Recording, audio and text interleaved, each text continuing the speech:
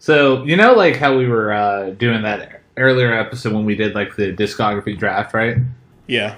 So, you know how I won that, right? How'd you win that? Because I know I have good judgment. I know I have good taste. Oh, please just stop it. You know, I tell them it's just your culture, but everyone rolls their eyes, you know?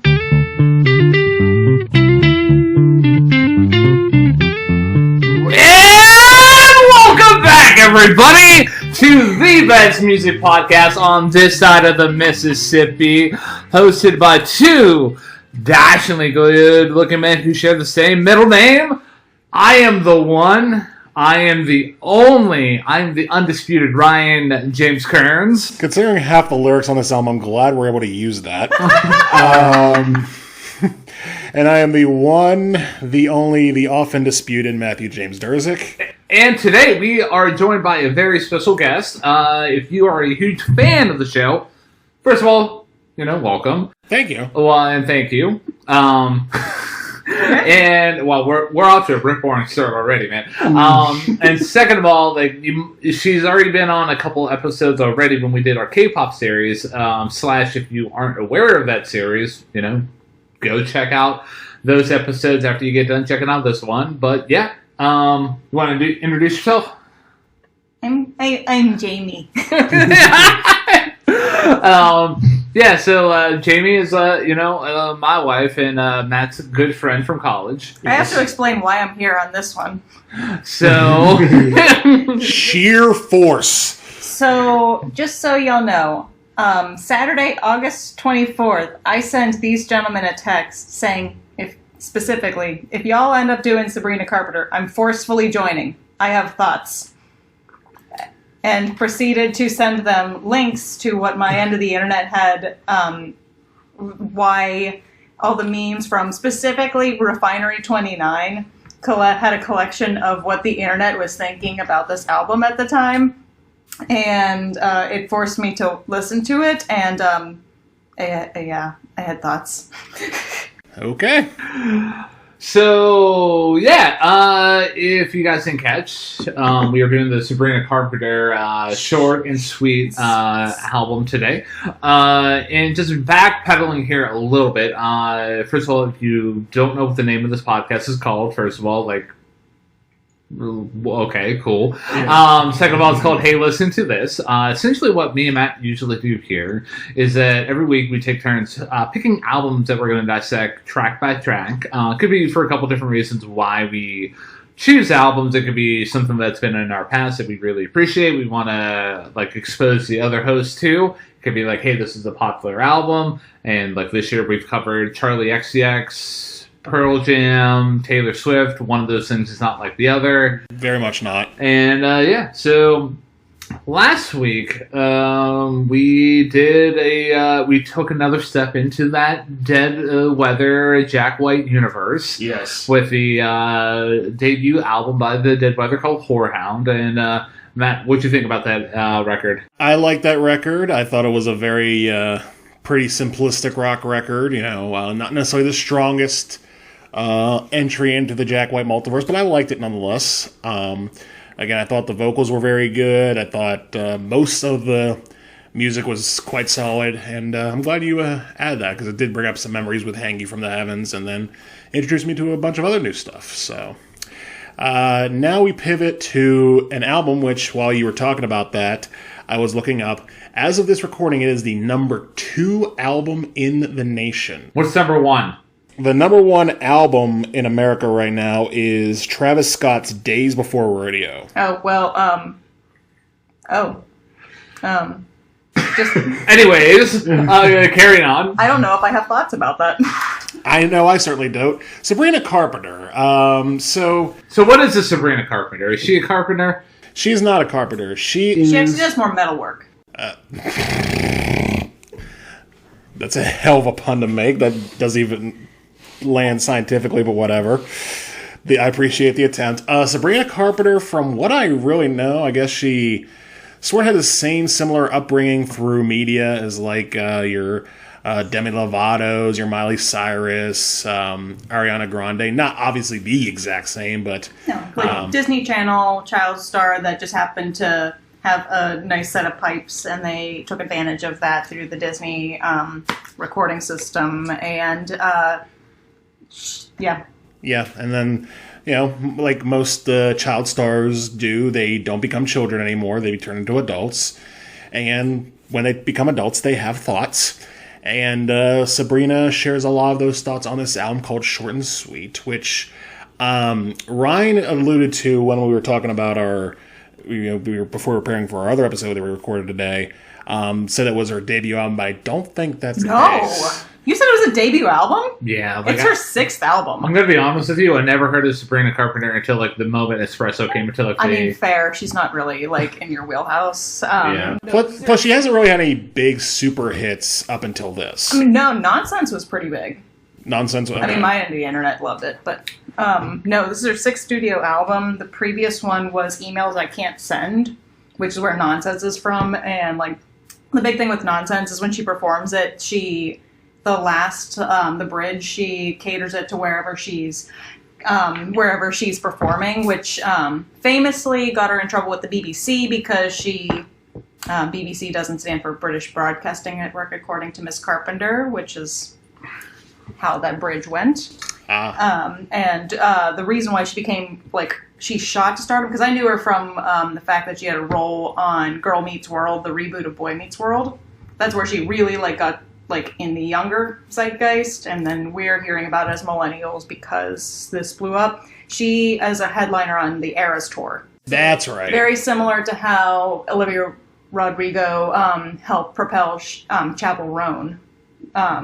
So, 2 big pop stars propelling the careers of 2 other pop girlies that are really big right now.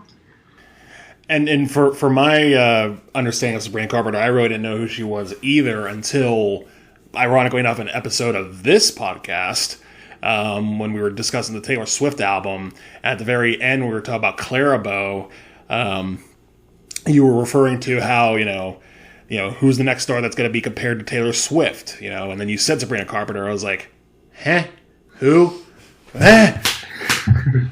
Did she just have Espresso out at that time? I don't remember the timing of that. It would have been, because this was, I forget when the hell we recorded that episode. I want to say that was back in May or maybe even earlier. I would assume you probably heard Nonsense at that time, because that would have probably been about the same time as, I think she did the BBC joke at Glastonbury I think that's how you would have first heard that one. Now that we've gotten our backgrounds involving Sabrina Carpenter out of the way, I say it's time to get right into the album, Short and Sweet. I will add one thing. The reason it's called Short and Sweet is because she mentioned that in interviews that she realized that her shortest relationships were the ones that made the biggest impact on her and her music at the time.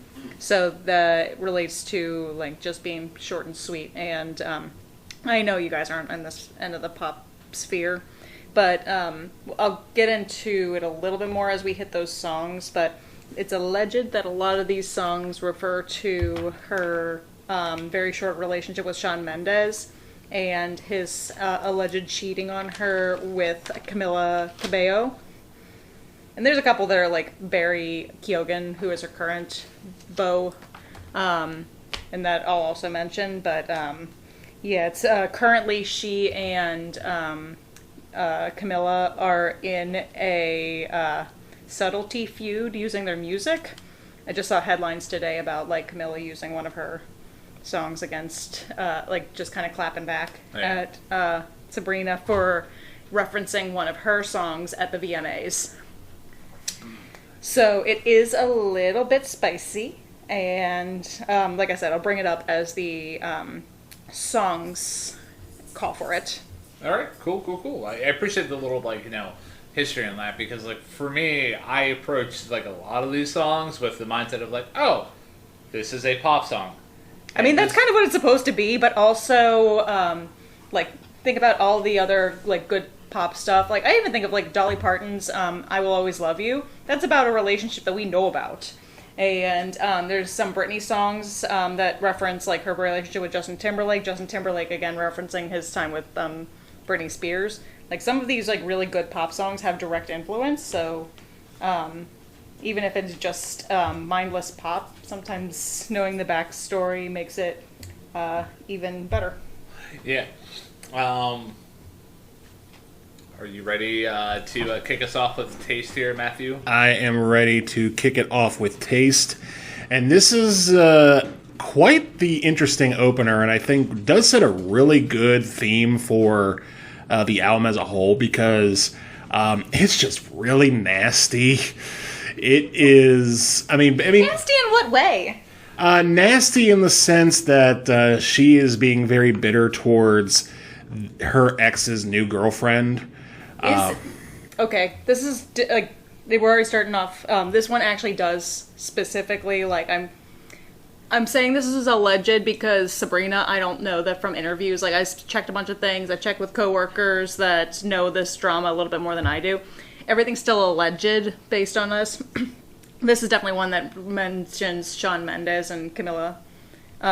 So I guess it's that he kept flip-flopping back and forth between the two. So it's more like a sassy back and forth of like, here you go. I hope you realize that when you taste him, you're tasting me. Right. And again, even if you don't know the drama behind that, or like the names involved per se, allegedly, what you do here is a very basic story of this woman saying, listen, you think he wants you so bad? Cool. He wanted me the same way. Have fun with that. Musically speaking, I think this is a pretty decent song. I think it's a very disciplined execution of the song. Pretty much goes the way most pop songs should. The guitar across the track is real nice. Really not a whole lot else to say aside that. I think it's a good song to open the album with. Not in my top 3, and full disclosure, I have a top 3 and a bottom 1 for this album. Ooh, I'm going to be interested in that bottom one, because I wonder if you and I are going to have the same one. So I have a top 3 and a bottom 3 in this record here. And here we go. Taste does land in my top 3 at number 3. Oh, okay. So, yeah, this is just like you said. It's a pretty solid pop song instrumentally. Like that chorus hits pretty well. I mean, it's not mind blowing, but it's good nonetheless. And like the thing that I really liked about Sabrina Carpenter, what she brought with like her music, and you can even see it in certain moments here where you kind of get that level of personality and that level of sass that comes bleeding on through, and I feel like that's where she really shines. And I'm curious to see if this lyrical moment I'm going to highlight is like, maybe a little bit too risque for the podcast here, but one moment that really stuck out to me is lyrics of reading, he pins you down on the carpet, makes paintings with his tongue. And like the moment where like after where like it's just like la la la la, like oh chef's kiss. I love that little like level of snarkiness. I'm right there with you. I mean, that's the kind of like sort of sassiness that I think really pervades a lot of this record, as far as just sort of a playful, like, yeah, all right, you think I'm going to be real down about this? You watch. And if pop music of the last like 15, 20 years has been nothing but that, then, I think this is one of the best representations of that. And before we move on to Please, Please, Please, we have to talk about the video. Oh my god, it's so good. But before we do that, love the opening line. She's gonna have great first lines on most, like a lot of songs, but I leave quite an impression, 5 feet to be exact. Like the fact that like the idea of that she's in, like you could see her impression in the bed, and like the suspicions of that. Like I don't know why that like caught me at the beginning there. Yeah. But what Matt's referring to is the video that released, like I think it was either the same day or the day before the album dropped. Like it was about like about the same time. Yeah. But are you familiar? Like before I rant about it, are you guys familiar with all the references that this video had?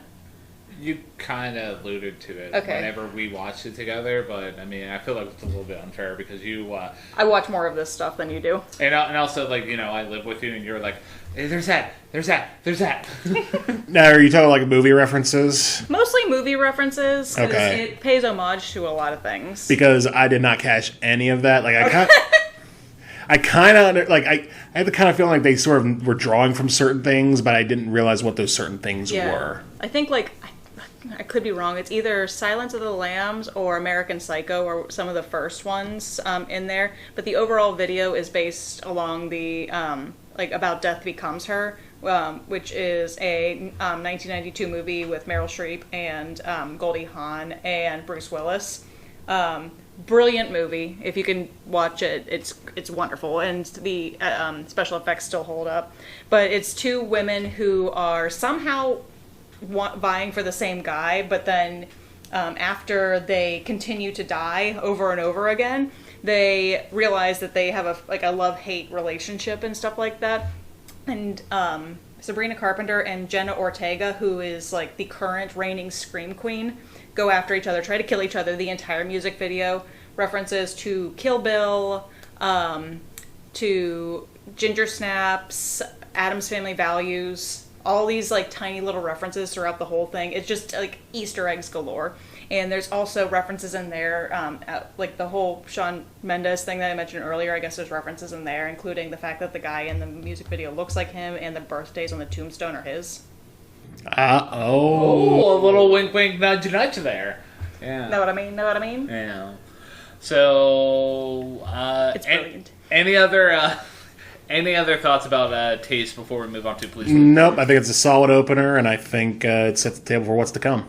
The only thing I might not have mentioned on this list is that I have the note that it is a mean-spirited Hillary Duff song. Yeah. Yeah. And that's where I'll leave that one. Yeah. All right. So, you want to lead off, please? Sure. I guess I'll give a little bit of background on that one, because I feel like the singles minus Espresso are like my favorites. I keep re-listening to those. Have you guys watched the video for this? Yeah. Well, I think I made you both watch this one. Yes, that is When it correct. came out. Yes. So the video for this one, she gets arrested, gets bailed out, and then she watches a gentleman come into the jail. And it happens to be her current boyfriend, Barry Keoghan, which, if you're looking for a visual reference, he was in Saltburn. He was the guy that gets adopted by the rich family in that. And they... it's like a mafia situation where he's into a life of crime. She is telling him basically nicely, like, I'll help you, but like, maybe don't. And fun fact, at the end of the music video where she duct tapes his face and then kisses it, that piece of duct tape is in the Taste video. Oh, nice. So she references even herself. But yeah, this is it's probably my favorite. It's like just the song that's more stuck in my head than any other song in this. I'll let you guys go off on it before I like fill in some gaps, but I wanted to make sure I got the little bit of lore where it's like he is actually her current boyfriend. I know there's been speculation and stuff like that. As of a current recording, they are still dating, and even lines like in part of the first verse, it says, I heard you're an actor, so act like a stand-up guy. Definitely referencing Barry specifically, because he is an actor, has been acting for a while. I love, like, this is probably the song with some of my favorite, like, one-liners throughout the whole thing.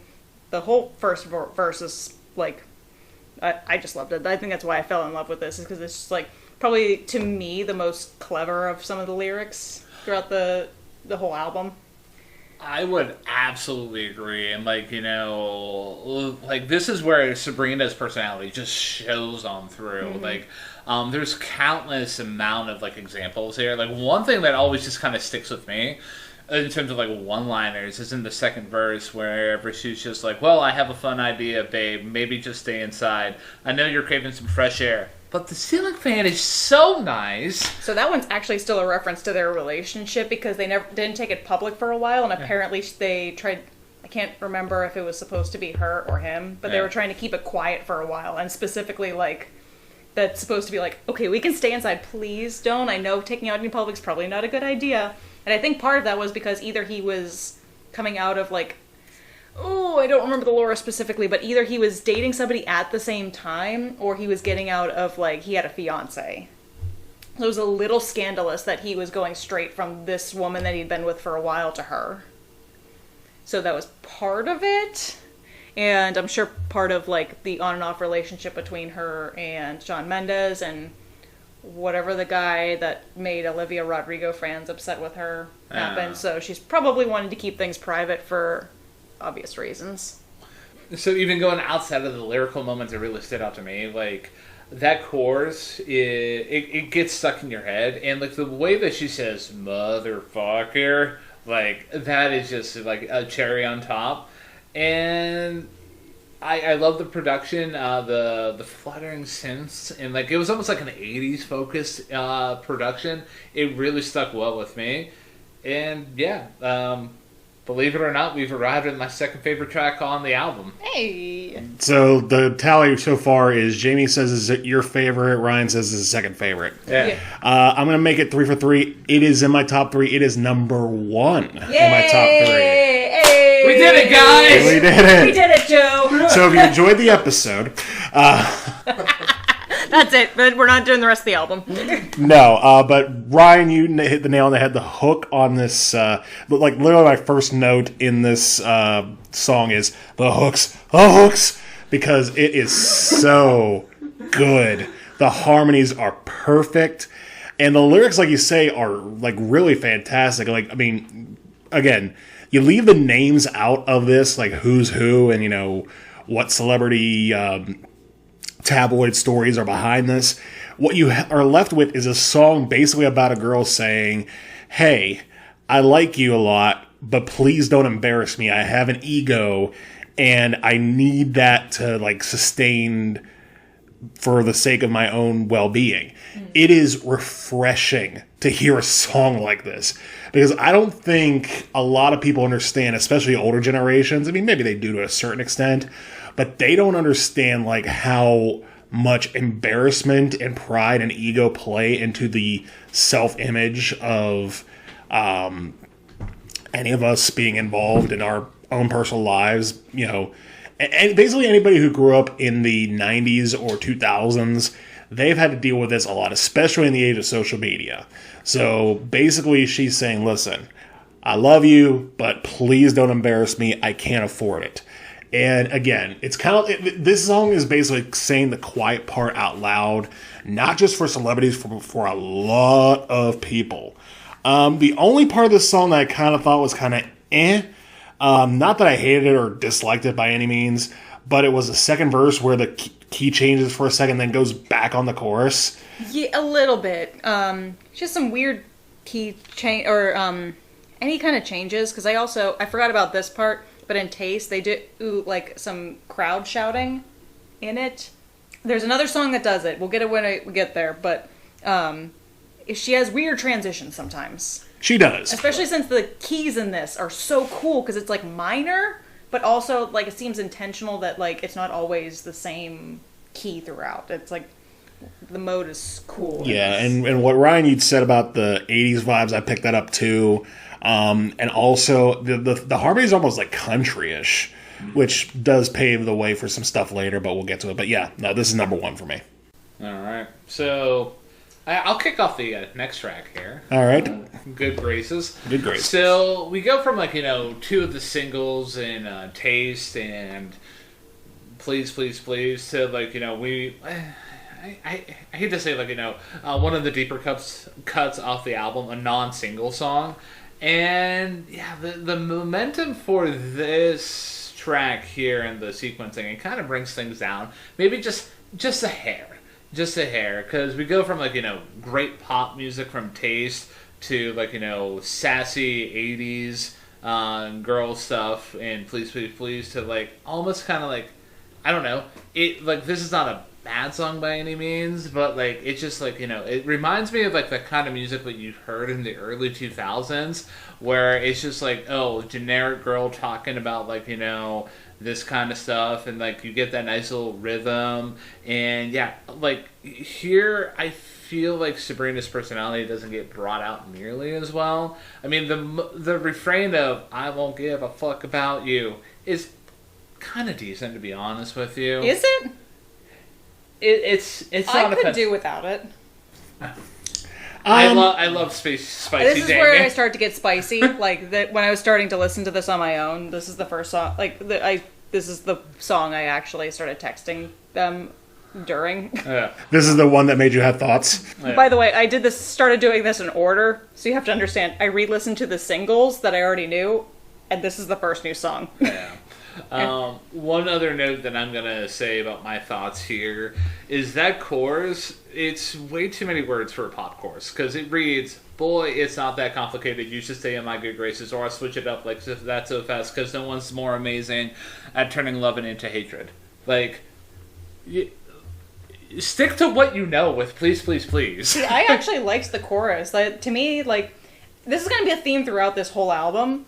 The choruses are good, especially at least the rhythm, the melody, all that stuff. I could do with all her choruses. I just need somebody to write her verses for her. Like, and also most of the swearing felt unnecessary to me. Like, I am all for like dropping whatever you want to, especially like if you're needing to get out feelings. The swearing after "please, please, please" felt so unnecessary sometimes. And also I have written down now, and it didn't dawn on me until I saw this. It sounds like it was a song that was made in GarageBand because I don't know who did the drums on this song. I don't have it in front of me. God bless them. I hope that they had a person doing drums on this song, but it sounds like they took the preset in GarageBand and just hope to God nobody would know that it wasn't a real person. Okay, my thoughts on this. Honestly, I kind of am in the same ballpark as both of you. I didn't hate this song. I do think it's a step down from "Please, Please, Please," but again, that's my favorite song on the album, so duh, obviously. A couple songs that reminds me of from a sort of thematical standpoint. The one I have in my notes is "That Don't Impress Me Much" from Shania Twain. Actually, yes. Yeah, sort of a very, okay, you think you're hot stuff, all right, well, watch me not care, which I think is a very ironic premise of the song, just on principle. It's like, I'm going to make this song, and I'm going to release to millions of people about how I don't care. Okay, cool, yeah, sure. But, that being said, the backing track does sound a little generic, like it definitely sounds like a very like straightforward pop song, almost kind of reminiscent of like you said, something from the early 2000s, maybe something like I don't know, That's Not My Name, or for a more recent example, Still Into You by Paramore. And again, I don't hate that. I think Jamie's point about the chorus being good, I actually tend to agree with her more than I agree with you on this one, Ryan, because it kind of reminds me, in a sense, almost like Sweater Weather by The Neighborhood, which is one of my favorite songs of that era. This obviously is not on the same level as that, but does have that sort of same flow. I think it's a solid song, but it's not in either my top three, and it is not my bottom one. I don't mind the song. It's just, we're coming down from such good highs of like the previous two tracks that we see what Sabrina's personally, like, capable of, at least starting out the album. And to go down to this, it's just like, oh, okay, so, like, this is possibly a song that was maybe phoned in on the songwriting standpoint. This is the one you think it was phoned in on? Uh-oh.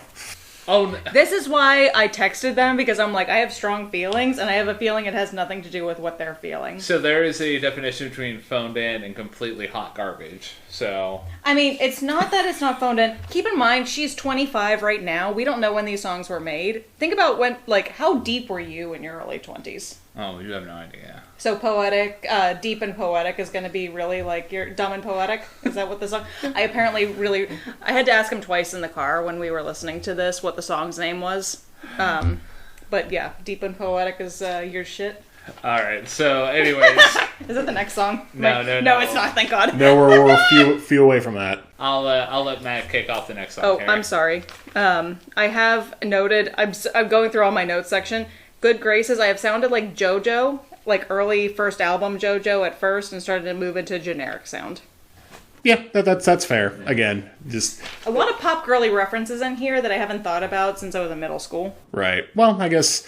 That's a theory that doesn't need to be fleshed out. Anyways, A music theory. Sharpest Tool is the next track on this album, and here we have a shift from, again, the relatively straightforward dance pop of the first few tracks to what is basically more of a indie folk type of presence on this album. Especially on the verses, I was getting a lot of flashbacks to the Tortured Poets department. A lot of strong Taylor Swift vibes on the verses. Verses, which, by the way, are quite good and a bit of a step up from Good Graces. And the way the chorus pulses almost reminds me of like a very like early 2010s or late aughts indie folk thing, like something like maybe like Arcade Fire or MGMT or something like that, like something like they would put out, or something adjacent to that. But like some of the frankness of the lyrics, especially like the opening lines of, I know you're not the sharpest tool in the shed, we had sex, I met your best friends, and a bird flies by and you forget. Dude, I had a moment with that one. Again, she has such great opening lines. She really does. And like, again, there's the way that she just, again, comes off so like open and very like biting on a lot of these lyrics. It really struck a chord throughout the entire record with me. And talk about how, we never talk about how you found God at your ex's house, always made sure that the phone was face down. Like, again, musically, like, this song's fine. It didn't, like, super stand out to me. But, man, like, especially compared to something like The Tortured Poets Department, where a lot of times it felt like Taylor was playing it to a medium of safeness. This is not safe songwriting at all. This is, no, I'm putting this down on pen and paper. I don't care how raw you think it is. This is what I have to say. And I appreciate that about this song and a lot of the songs on this album. So, yeah, this is my second least favorite song on the Okay, all right. So, do tell. I mean, I appreciate lyrically what the song was trying to go at. I mean, this song is basically talking about, dealing with the emotions of not being the main focus of another's love. And, I like the little moments where she's getting into, a pocket in her vocal delivery where it's we're going right, and you took a left me with a lot of shit to second guess. Guess I'll waste another year. I'm wondering if that was just casual, then I'm an idiot.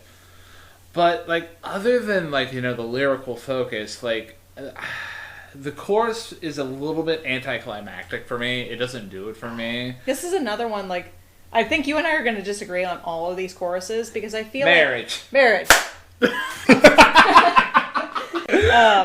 it's another one where, I feel like I actually have written down another chorus that deserves a better song.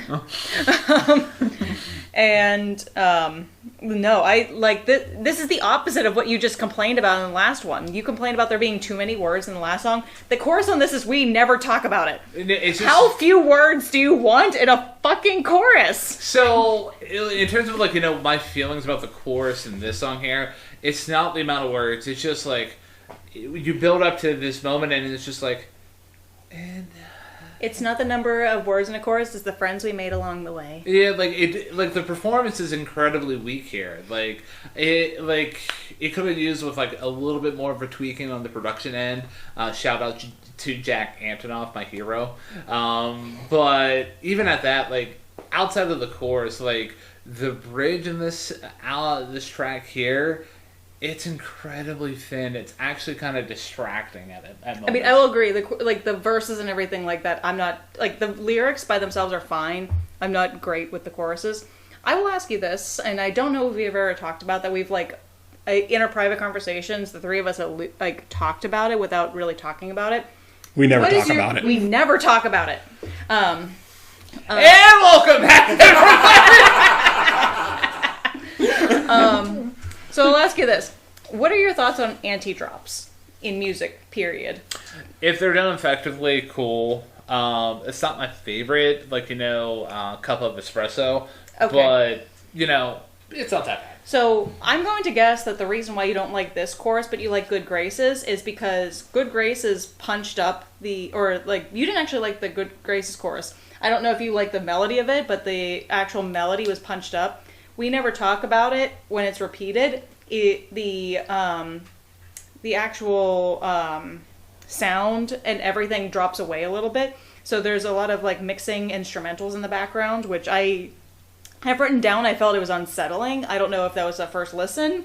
I don't know if that's how I would feel in general, but I don't think you're supposed to feel comfortable in this song because she doesn't feel comfortable in this song because it's the type of part in the relationship where you're thinking about like, is this a good thing? Like, was this a good thing? Like, it's a confusing part of a relationship where like it's ending, but also like it doesn't sound like they're fully ended in this song compared to other songs where like you can tell that she's been cheated on and it's over. Yeah. So I don't know if the chorus, but this chorus specifically, the volume drops a little bit, like not too much, but just enough when you listen to it, things drop away a little bit in the chorus compared to the verses. So it's not quite the anti-drop, but it takes away a little bit. Like choruses tend to build traditionally, so I don't know if that's taking away from it, or if you truly just don't feel like that effective. I feel like it's an effective chorus that, again, as I wrote down, deserves a better song. If it had better build-up in the verses, maybe it could be effective. I don't think I can actually, I think it's more the performance more than anything, because like in terms of like, dynamics and like, how like, I get what you're going for, and I understand what the purpose is of like how that chorus came across. It just didn't land well in my ears. Like, I think it's mainly on Sabrina's performance there. It just didn't land on me. It was just like... I would love to know if she actually performs this one live, because you can tell which ones that she tries to perform live. Yeah. Because there's like I mentioned, there's another one in here that uses like shouting in the bridge or something like that. I don't know if she would perform this one. Again, before I forget, this is another one that apparently has allusions to Sean and Camilla, including the fact that apparently he watched a bird fly away after they had sex. And Allegedly!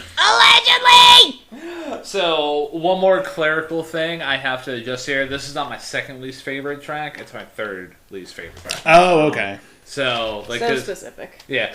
Well, I mean, You're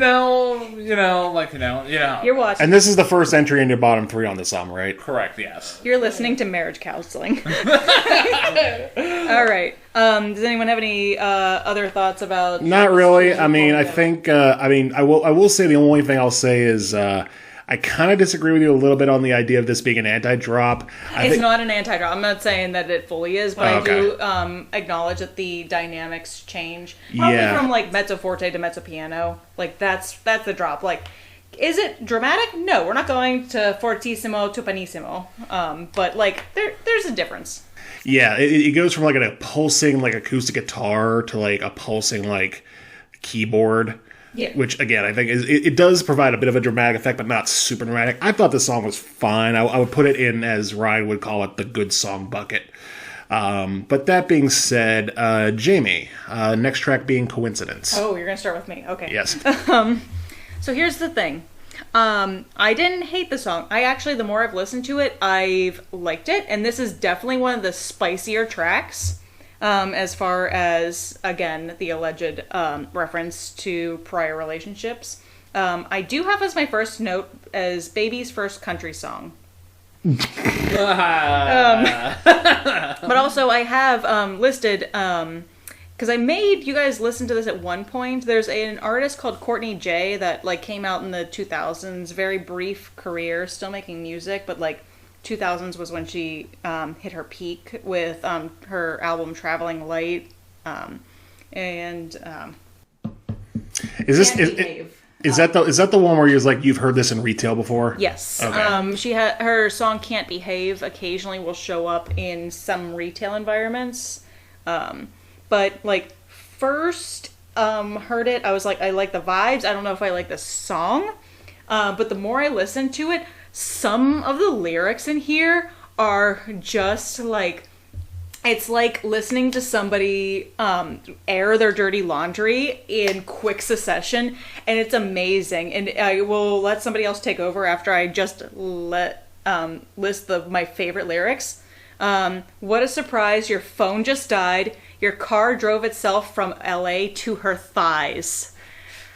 It is brilliant. There's tons of lyrics in these songs in this album that I will criticize to my grave.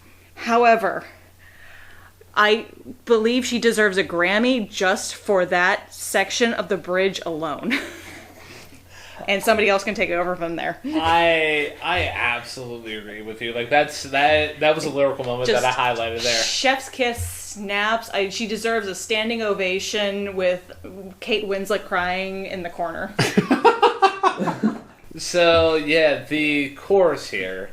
I like the chorus on this track here. Okay, I do. Because the chorus is literally just, what a coincidence. See, like, it was... The way that she performs that, it lands so well on my ears. Yeah. And, like, this song is... I think it's one of the shorter tracks on the album. And it's pretty much... It's reminiscent of when...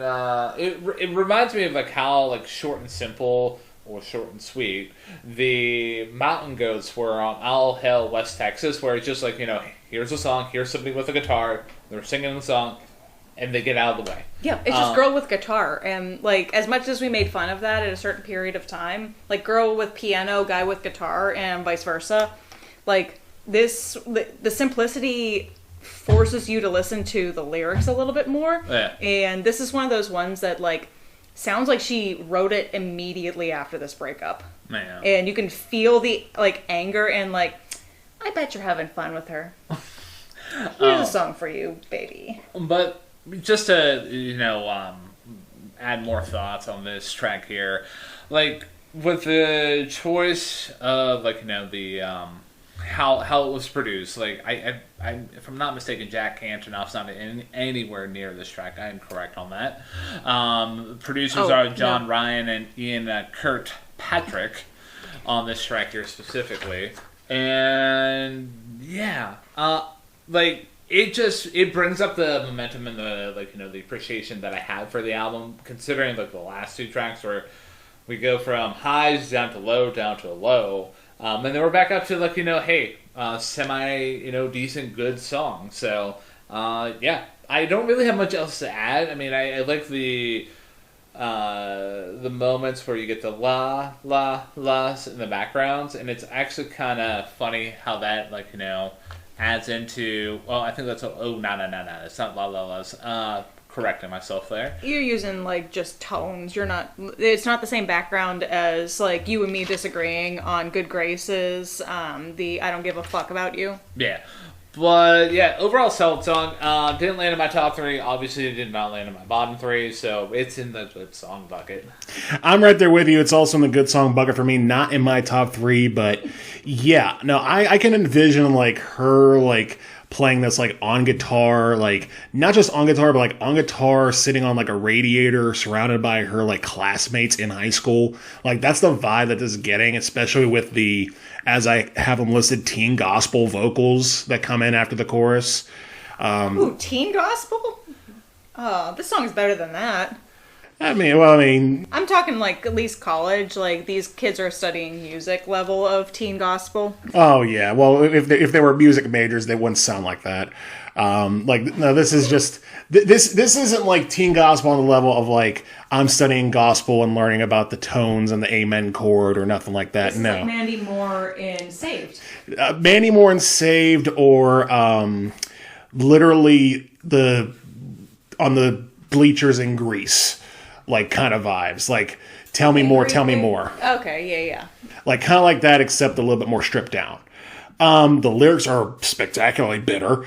They're also very good. And really not much else to say about on my end that you guys haven't already covered. I think this is a very solid song. So, moving on to Bedchem. Ryan, I believe it's your turn.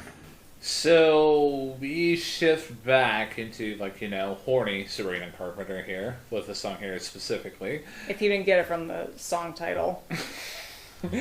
And so it starts out with this nice feel that's accompanied by like 80s smooth pop production with Sabrina laying down lines about being in a sheer dress and they were both in a rush. They talked for a second and hey hey, they're gonna connect, and what are the odds? You sent me a text. And I do appreciate the carefree nature of the pre-chorus with the lyrics like, "Who's a cute boy with the white jacket and the thick accent?" But dude, the way that she hits those notes, like in that chorus, it's bad. It's so bad. I'm gonna make Matt talk about this song before, but I will say the only thing I'm gonna add while he's on that, thick accent, white jacket. I'm pretty sure that's a Barry Keoghan thing because he's very British and has a very thick accent. So that's the only thing I can add to that on a lore aspect. So yeah, I mean, I couldn't get over how awful that delivery was in that chorus where she's trying to hit those high notes. And the only other thing is she does in a lot of moments in this album, and she has great one-liners, but there's a moment here where she takes it a little bit too far, and I'm like, this is a little bit too cringe. And the lyric is, "I bet the thermostat's set at 6'9". Get it, 6'9"? I like a 96 more so. But yeah. I like a sensible 74. So, yeah, it just... Matt can attest to this.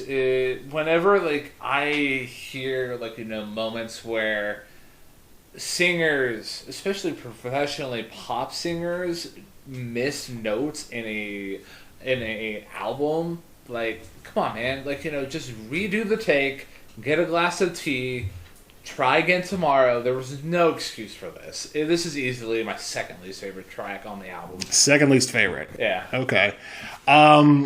I'm pretty much right on the same doorstep as you, with only one exception. I have it as my bottom one. This is my least favorite track on the album, for very much the same exact reason as you.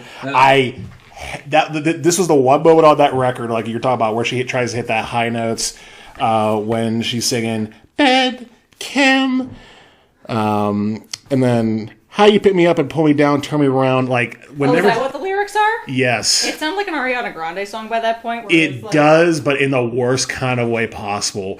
Oh, she can't. Even in the best Ariana Grande songs, the lyrics are strung together. Well, no, it's not even. Honestly, the lyrics didn't bother me on this track so much. Well, a couple times it did. That 6'9" line was pretty bad. The camaraderie line was also pretty cringe. But no, it was that. It was the really high vocals on the chorus. One song it reminded me, Ryan, of that you put at the bottom of one of your list for an album was "Oh My God" by Adele, where the high pitches really turned you off. I didn't turn me off on that song, but it really did on this one. And also the sort of cocky rapping type of thing that she does. I didn't mind it, but at the same time I did bring back memories of certain teen songs that went the wrong way, particularly I forget what the girl's name is, but "Want You Back." Yeah, you know which one I'm talking about. It's "I want you back, I want you back, I want you back." Anything that reminds me of that song can just, piss off. So, yeah, no, this, and it's a shame, too, because the groove that starts a song is a serious, contender for, a 10 out of 10. It's, the instrumentation at the start is amazing. And then they just blow it. They just blow it on these, like you say, corny lyrics, high-pitched vocals, and just, again, not really, really great. So I'm sorry to say this is my least favorite song on the album. Thank God, because I was worried I was going to be alone on this one. Because, okay, so we're together! Because I thought I was going to be the only one being super spicy on this one. I'll go over the other notes I have on this one, but specifically I want to highlight the fact that I wrote down, heard a 70s disco song and wanted to try it. Pretty much. So I don't know, I might be the only one in this group that has heard it. So please commiserate with me in any comments or any kind of review if you've been here. if you've ever seen the Star Wars Holiday Special, Oh, which is the only piece of Star Wars media I've ever seen front to back, there's a section where they watch Diane Carroll sing a song, which we assume that the dad Wookiee is maybe getting off to Diane Carroll in it. I know what you're referring to. It reminded me of that specifically, and I don't think as a 25-year-old talking to her current boyfriend, allegedly, in this song, I don't believe that is what you should be evoking in this song. And that should be not the first thing I think of. I should be thinking of, like, I don't know, a Donna Summer song if I'm thinking of something from the 70s. I don't know. Anything else other than the Star Wars Holiday Special. I should not be thinking of the Star Wars Holiday Special. Side note, Barry Keoghan for next Star Wars movie confirmed. Continue. Please have him fight. He's going to be the brother of Adam Driver, and we're going to have to figure out the accent situation, but we will make sure that these two men who have very interestingly similar looks, we'll figure out how to get them into a Star Wars movie that I will proceed to not see and ask about from these two men. One, because I'm not going to watch it either.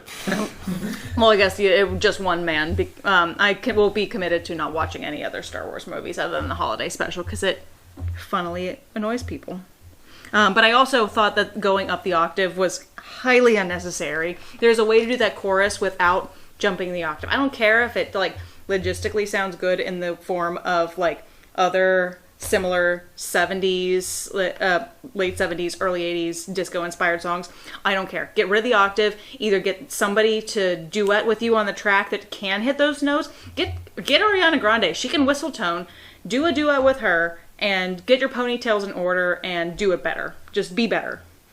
And she wanted to create another sexy song, and the lyrics are trying so hard, and you can hear how hard she wants it, to the fact that she bought a new set of condoms and you can feel them in her back pocket. And the instrumental is good, but it also still sounds like she is trying to be so much better. What I kept thinking about the whole time is I want somebody like Bruno Mars or Childish Gambino to do this song. I just want somebody who does music better to do this song. And I love some of her songs. You heard me gush about Please, Please, Please. I'm sorry. For those of you who are not watching the video feed, Ryan has left, and he is currently on the floor. But truly, all I could think of during this song is I want somebody to take the bones of this song and recreate it for Childish Gambino, for anybody who does a 70s inspired theme, or can do a vintage music inspired theme. Anybody who can do that. I will even take, I referenced JoJo before. I would actually love to hear JoJo do this. I know her range is better than Sabrina Carpenter, so I'd rather hear her do this song than whatever Sabrina Carpenter did this. This song could be so much better. And I need somebody else to do it. I can't have, there's other songs that could be remade by Sabrina Carpenter. She cannot redo this song. Somebody else needs to. I am absolutely just literally and metaphorically floored by the line, I want somebody who's better at doing music to do this song. Oh my gosh. I have no other words. I will I will follow up that comment with being I don't think you need to be the best singer to do pop music. I want to enjoy my time listening to pop music. I like Kesha songs. Let's be real. Early Kesha's not great. Current Kesha, let me Joyride. If somebody in the comments, please put a little bell for the song Joyride, or if there's an accordion in your emojis, please put an emoji in an accordion, please. But I enjoy trashy pop music. I'm not saying that you can't be competent at music and do a good pop music song, but somebody better just needs to do the song. Well, no, I think you're right. There's, I don't even think it has to even change that much. Honestly, if they had taken out the octaves, or at the very least, I'll be able to sing the octaves. Right. And also, too, because I know what they were trying to go for there, almost like a sort of modernized, Love to Love You Baby type of vibe. But no. I Love to Love You Baby is a perfect reference. That's what this is trying, specifically Sabrina Carpenter heard that song and just I can do that. Yeah, and no, because Donna Summer didn't go that high because she didn't need to, and neither did Sabrina Carpenter. No. You take out those high vocals, and the other problem, too, with the lyrics is that, like, if you want to make a song that's sort of, like, corny about, like, being, like, almost like a guy trying to, like, hit all women, like, hey, you know, like, all these, like, dumb jokes, like, go full blast in that direction. I feel like this song goes, like, halfway there, like, sort of between, yeah, let's get sexy and let's get sexy. And it doesn't work. But here's the thing. Have you got... now that you've said that, and specifically for the Donna Summer song, it's almost like she watched... Her reference for the Donna Summer song, Love to Love You, Baby, is the scene where it appears in Zoolander. And she wanted to create that. Which she did, but you shouldn't. Yeah. I think we've talked enough about bed chem. All right, so we've officially gotten through halfway of this review here so far. Yes. And Matthew.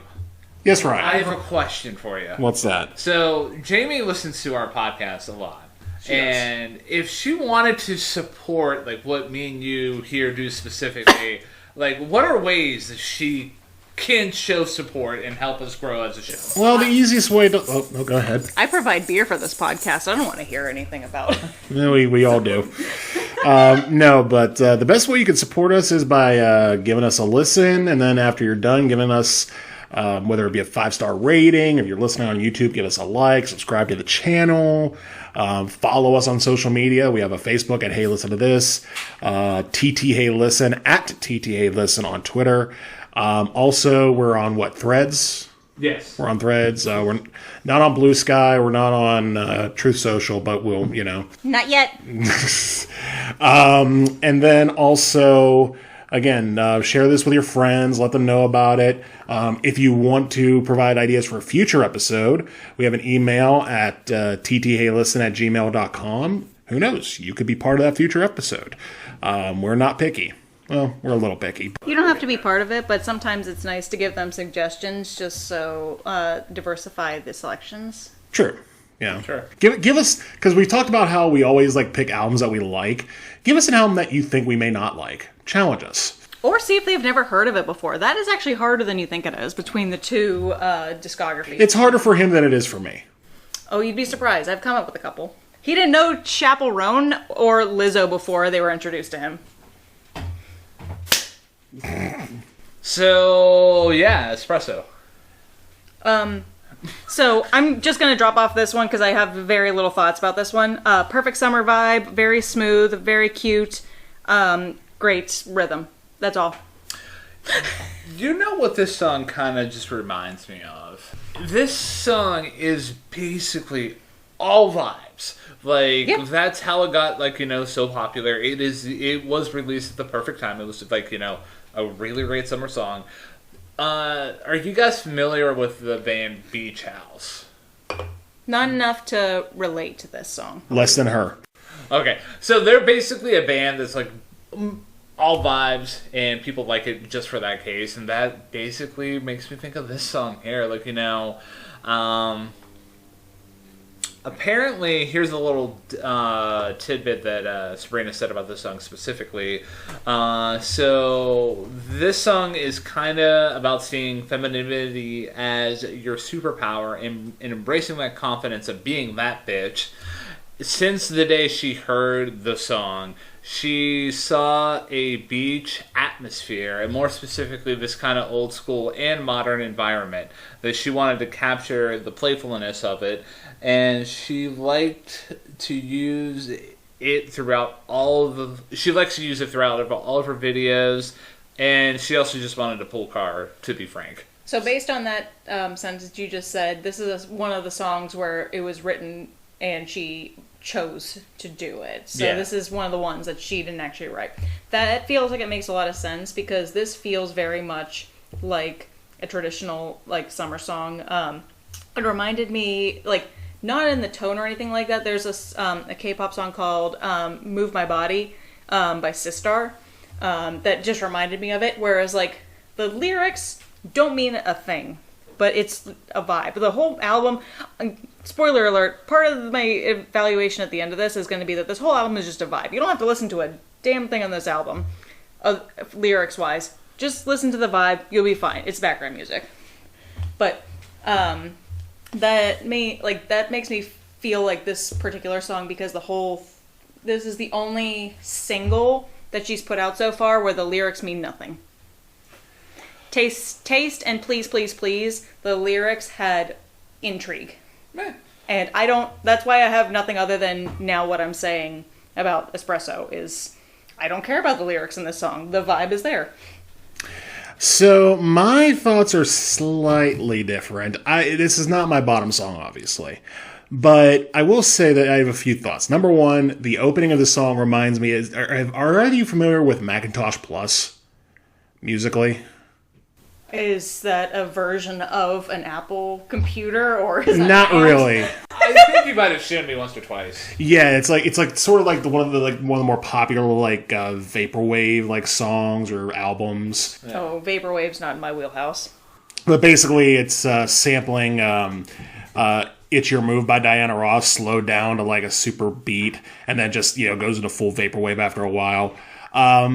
Those of you who know, the opening of this track reminded me a lot of that, which is good because that's a good chill track. And the rest of the song, like you guys have been saying, the production is top notch. The groove is fantastic. But the lyrics, if we may talk about that, it wouldn't be so much of an issue with me with the lyrics if it weren't for, again, some of the better lyrics that we've had on this album, like Please, Please, Please, or the likes of Good Graces even, or Coincidence. This is, don't get me wrong, I don't mind a dumb pop song every once in a while, but these are pretty dumb.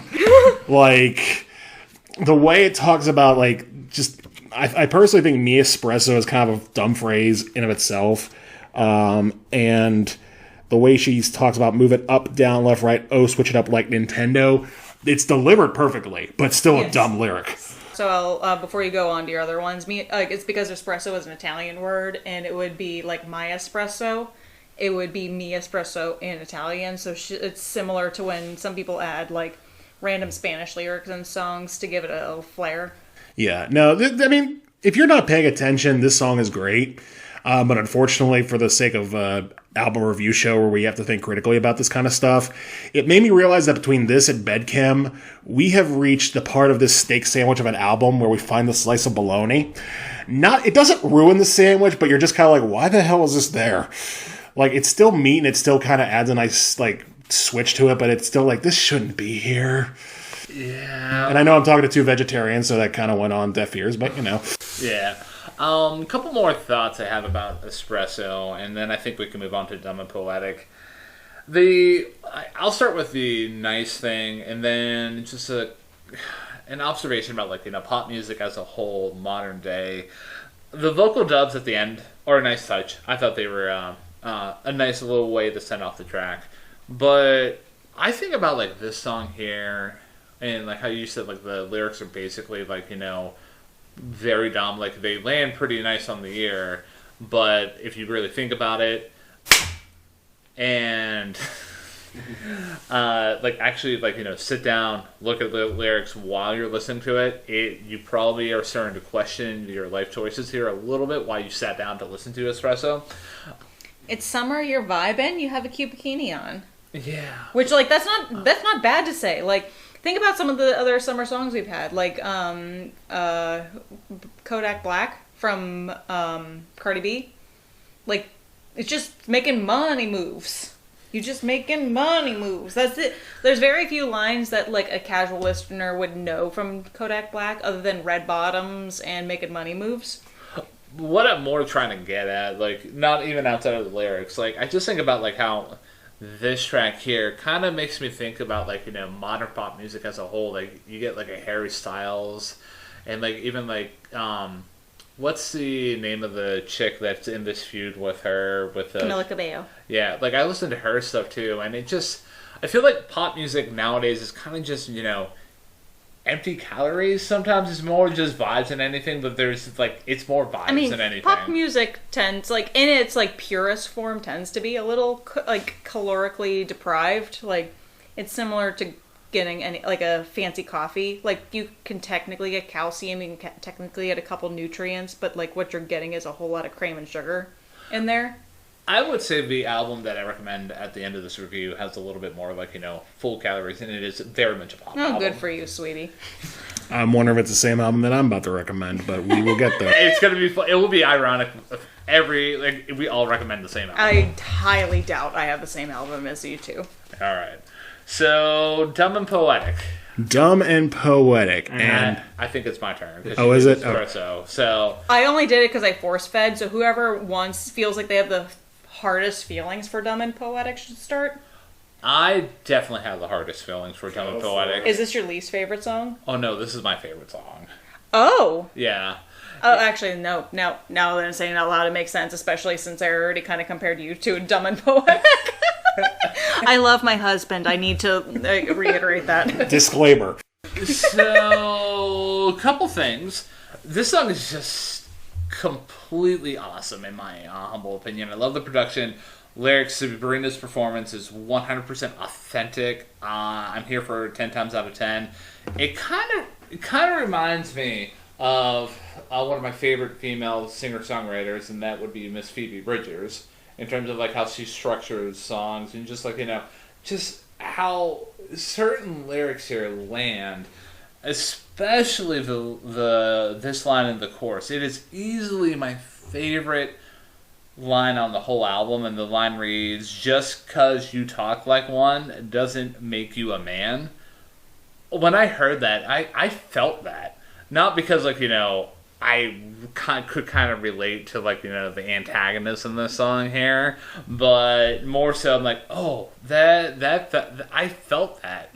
But, yeah, it's a little on the short side, but still a great song. And we have a running gag here in our show where, do you know the song Idiot Wind by Bob Dylan? Not enough to probably know where this gag is going. Okay, so, like, essentially every album that has essentially, like, what I like to call a diss track, like, I claim that this is blank's Idiot Wind. So Dumb and Poetic is Sabrina Carpenter's Idiot Wind. That's the reference you're going back to as a diss track? Yeah, pretty much. No, it's well, I mean, to be fair, would have a beef with that. it was the choice of both of our favorite song off of one of two albums that we both gave 10s to on this podcast. So I get it within context of this podcast, but that is not the diss track that I would probably reference. that's fair. So on my end, I will fully admit that on my first listen of this album, I also had this song at number 1. But as time has gone on, I have moved it down to number 3 in my top 3. But you're right. Like, the lyrics are amazing. Especially with first experience listening to the song, when she got to the line in the song about... Is it the Leonard Cohen line? Yes. Dude. Try to come off like you're soft and well-spoken. Jack off the lyrics by Leonard Cohen. I literally laughed out loud. Dude, that is the early 20s fuck you. It really is. Like, it is so deeply, like, unrealistic levels of in your face, and it's just amazing on that level. It's just crazy. But the thing that keeps it from being my number 1 spot is, one, I do think Please, Please, Please and another song coming up are just better. Secondly, I think the slightness of it and the sort of very basic structure of it does kind of take a little bit away from it, because I think, again, the two other tracks are a little better. But not only are the lyrics great, her singing is some of the best that is on this album. Like, not only does she come up with a line of jacking off to a Leonard Cohen lyric, but the way she sings it with such earnestness that, like you said, is very reminiscent. And I know you said Phoebe Bridgers. I was thinking Julian Baker on this one. Just very much, like, deep from the soul, like, so, yeah. No, this is easily in my top 3 at number 3. All right. Yeah. Do we have anything else to add about Dumb and Poetic? This one actually had to grow on me because I came in looking for Dumb and Poppy. Dumb and Poetic was... I wasn't here for a Jason Mraz or John Mayer's song, so that's kind of what it gave to me, but, like, give it to a pop girly. So like the Leonard Cohen line took me back, even in my original lyrics. But you were talking about the chorus. The chorus changes every time, which is the thing that it's literally like her realizing throughout the song and throughout the relationship different, like, because originally, like, it's a surface level thing. Like, just because you talk like one doesn't make you a man. So, like, very surface level, like, you talk like a man and stuff like that. And then it gets a little bit deeper with, like, just because you act like one doesn't make you a man. So, like, you can act that way, and then it finishes with the, like, not even just a mic drop. She throws the mic at him and past him and doesn't even care if it hits him or not. It's just because you leave like one doesn't make you a man. Like, that's the one, like, I know you were, like, just because you talk like a man, that's the one, like, that's the one that hit me very much, like, oh, you're still feeling this. Oh. So, and I wish more of these songs on here had, like, not every song has to have, like, all the feels, but I wish that this raw emotion that was just held in that one single line held more stake in this album. Because you can tell from just this one song, there could have been so much more. So that's what I was trying to get at with Sharpest Tools in that chorus, where it's a phoned in performance. We see in Dumb and Poetic that she can really deliver lines and, like, really deliver that passion that you're talking about. And yet, not even to revisit that conversation, like, this song is just purely awesome, and it shows that she's able to, like, you know, like, really dial it in whenever, like, she's really feeling the song. Oh, see, we never talk about it. Like, the fact that it's airy and stuff like that from Sharpest Tool, to me, that's, like, the fact that you don't talk about it, there's nothing substantial there. That's why that's not a substantial chorus.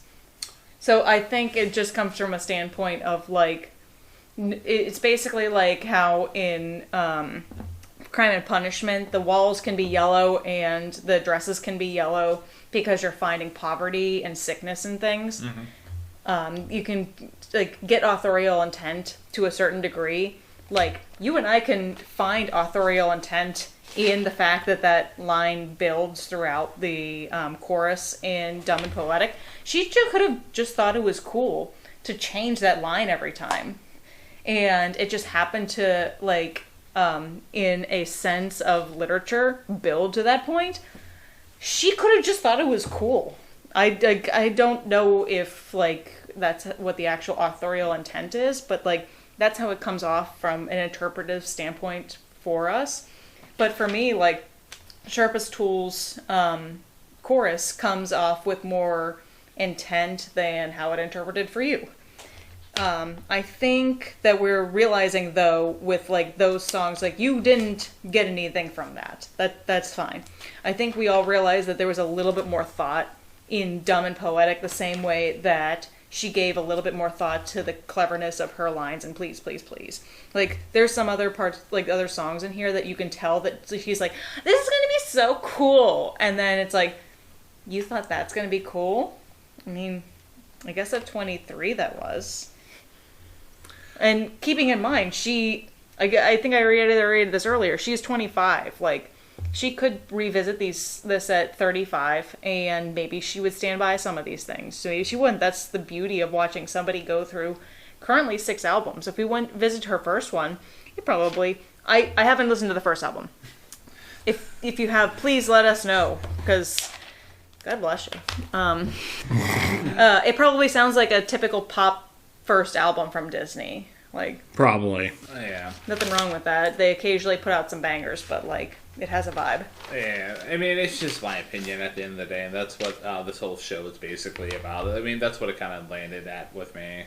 But, yeah, do we have any more thoughts about Dumb and Poetic? Did you hit everything? This is another Shawn Mendes reference, very much on the head, and this one has very specific references. Oh. That's where we're at. Oh. Why did I visualize that? That was a mistake. I'm talking about the Leonard Cohen lyrics is. What are you talking about? That's exactly what I'm talking about. I don't want to envision Shawn Mendes doing that. All right, so I think that's a perfect opportunity to switch over to Slim Pickins. Matt, you're up. All right, Slim Pickins. Now, this track is interesting because earlier we were talking a little bit, I think particularly on Coincidence, like, and Please, Please, Please. Sort of a very like country-ish vibe that was getting from those. This is as country as it gets on this track. Like, this is Sabrina Carpenter goes country. And on the first listen, I didn't really think it was that good of an attempt, but as I've listened to it, the song has grown on me. I think the singing on it's actually very strong, almost reminiscent of a Dolly Parton. The lyrics, I think, are really, really good as well, where she's talking about, how all the good men are gone and how, God... Yeah, they're either taken or dead. Yeah, and how the good ones, drunk all their exes, and how she never had her gay awakening. Like, that one hit like a ton of bricks. Is that because you needed one, or... But no, I think ultimately, like, it's a very sardonic look at, her trying to be on her own or just sort of complaining about romance. And I think it lands pretty well. Not in my top 3, but very solid song. I really hate this song. Oh, no. This is it. We've arrived at the dog shit song. Oh. Oh, okay. Yeah, so... The glasses are coming off. He took off his glasses. I let him go because I didn't think he would have as strong feelings about me, but I'm kind of worried. So now I can see where the... all right, let's all take a sip of our beers before... Cheers. Go. So I'll just start with the concept of this song here. It's her basically bitching about the fact that, oh, hey, all the good guys are taken, and all I can do is, like, kiss, like, guys who don't know the difference between there, and they are. And yet he's naked in my room. I'm sorry, that's a choice, honey. I know that sometimes you get feelings and your hormones get high. That's a reference to a song that's coming up here really soon. But you choose that. And I can almost guarantee, I know, like, she probably didn't mean this quite literally, but, this is what I took it as. There's probably a decent guy out there that she can find. There's internet dating. And there's just, like, other options there that this whole song came across as just like, oh, look at me, like, I'm just banging this hot guy in my room, and, like, it just, the combination of, like, the lyrical, like, subject material and just the way that she's struggling to hit those high notes that you thought was her sounding like Dolly Parton. I thought it was hot trash. But, yeah, and like, also that line about, since the Lord forgot my gay awakening. Okay, so you think, like, being gay is a choice that the Lord wakes also, you don't it? think that bisexuality doesn't make anything more confusing? Yeah, like, come on, dude. I'll give my rest of my opinions on that later. But like, I will say the only redeeming moment in this track here is that line where she's talking about this boy doesn't even know the difference between there, and they are. Like, that's kind of clever.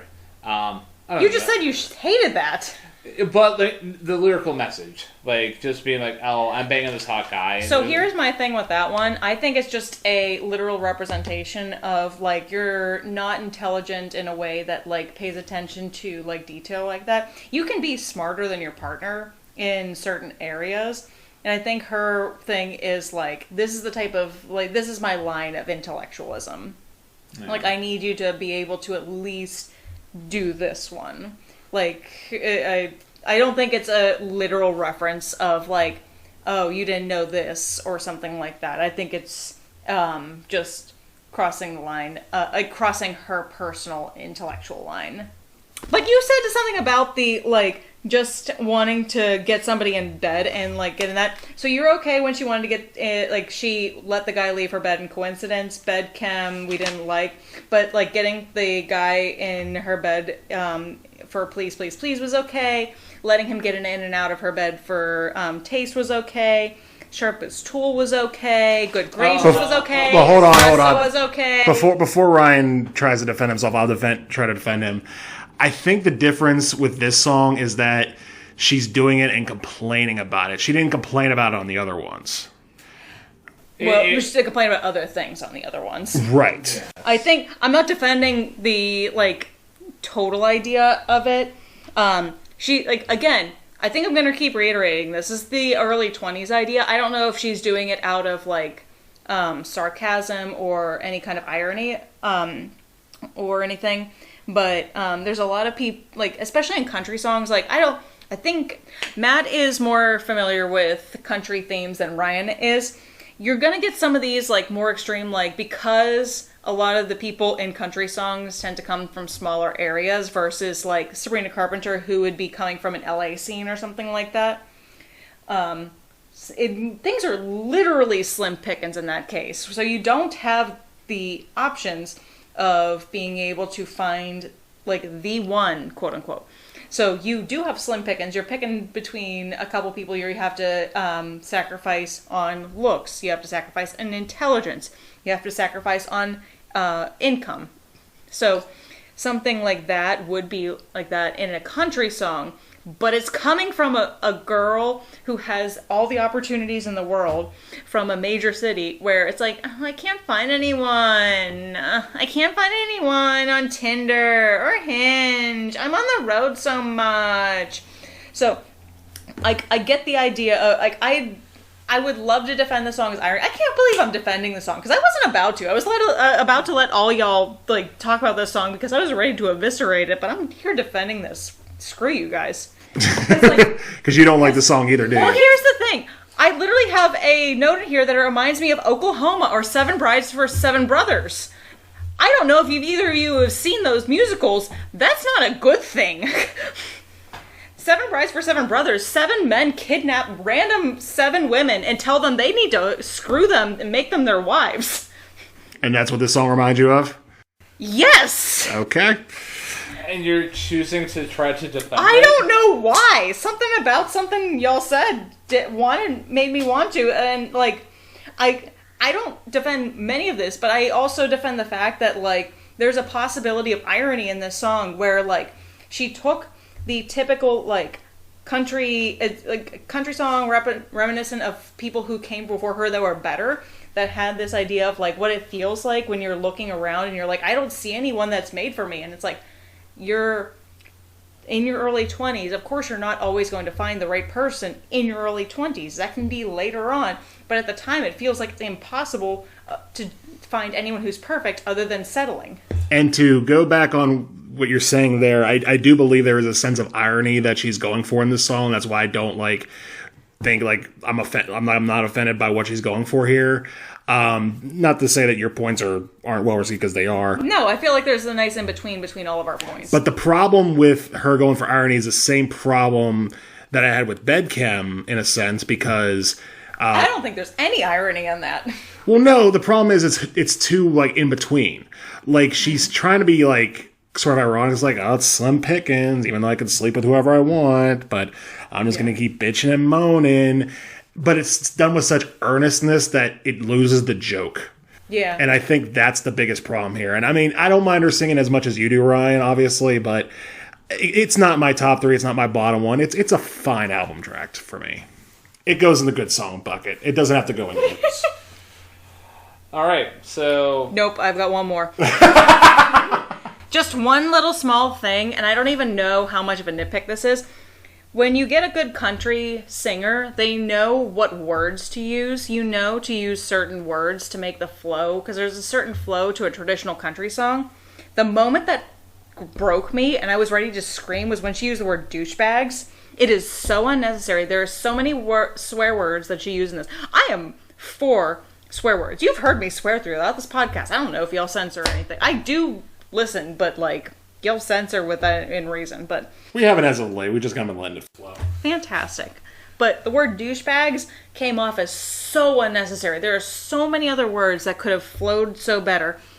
And because she uses slim pickings, knowing it's good on a country accent. Bitchin' and moanin' she uses. Certain phrases, you can tell she understands how to have a lyrical flow and have it go better. You use the word douchebags? You couldn't have looked up on thesaurus.com or listened to any other country song to find a better word to call somebody a douchebag? Douchebag is not a country word. It is not. It is a Gen Z word. It's not even a Gen Z word. No, it's like I don't even know. It's a city word. Like Jersey. Like I'm gonna be a little esoteric here for a quick second, and I promise we'll move on. There was an episode of a show I watched called Game Grumps where one of the co-hosts, Dan Avedon, talks about growing up in Jersey and how people there perfected, with the Jersey accent, the use of the word douchebag. It's like, you stupid douchebag. And you can't bring that into a country setting. No. I agree with But then even I thought of like us being from the Pittsburgh area, you could use jagoff just because the... you have to combine like how hard the consonants are and what the vowels sound like when you use that. And because a Pittsburgh accent tends to be a little bit lazier on a lot of the vowels, which translates very well into a country accent, which like we're so close to the Mason-Dixon line that makes so much sense. When you're lazy about your vowels and you have a smooth set of consonants, that's what makes so many country lyrics work, because you have so many sounds that work together. And the word douchebag is basically throwing a rock through a glass wall, being like, oh no, I can't enjoy the rest of the song. No, you just ruined the entire effect for me. Like, even when she got to the chorus where you've got Slim Pickins with a slight country accent and bitchin' and moaning, which is perfect. I would love to hear Dolly Parton sing that over. I want to hear the cover. I want to hear her do it. Kelsey Ballerini is another voice I also heard with this, and I would love to hear her do it too. But you gotta get rid of the word douchebags. Like, it made me so mad, like unreasonably mad when I heard that. So Juno. Juno. All right. So when I sent the text to them, the meme that I gave them was a picture of Ariana Grande screaming, and the caption was, when I thought Juno was going to be an innocent song, and it turned out to be the horniest on the entire album. Yeah. And for that, I'm going to put a disclaimer in. If any of our parents or family are listening, please fast forward to the following time. 1 hour 35 minutes and 30 seconds. Once again, the following time on the recording. 1 hour 35 minutes and 30 seconds. Now that we've gotten that out of the way. Hi, Mom. You're right, Jamie. This is definitely one of the horniest songs I have ever. Oh, you don't listen to a whole lot of pop girly songs? I don't, but, like, here's the thing. Like, compare WAP, for example. I would prefer WAP.